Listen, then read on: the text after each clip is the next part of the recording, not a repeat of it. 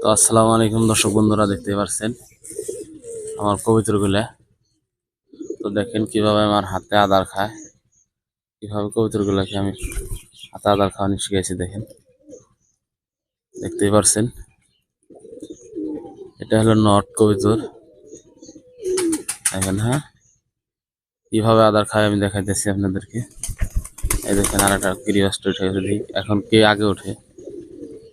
তো দেখেন দর্শক বন্ধুরা, কিভাবে আগে ওঠে আমি দেখি। সেই উঠে গেল আগে, দেখছেন? এটা কিন্তু আমার হাতে উঠছে।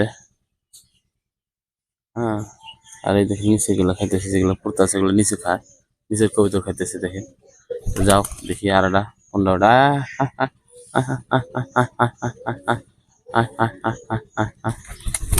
সেই কিন্তু উঠতে চাইছে, জন্য উঠাইলাম না আমি।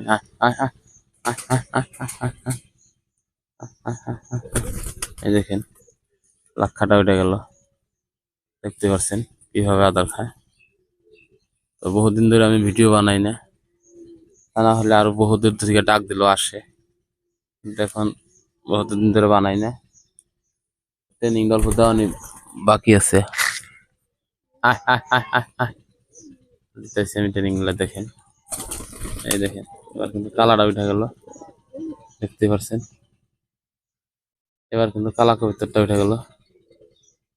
এই যে লাক্ষা আটা আসতেছে, দেখি কি করে। এর কিন্তু ঠ্যাং ন্যাংরা হয়েছে, এই দেখেন।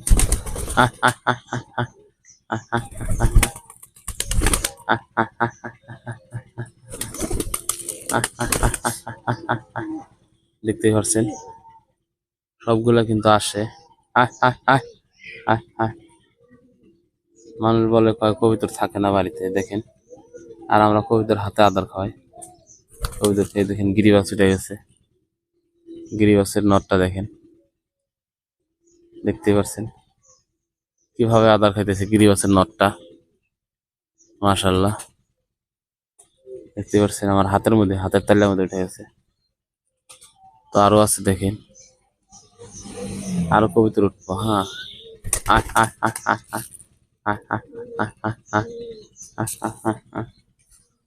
একদম সবগুলো এসে যাবো, দেখেন।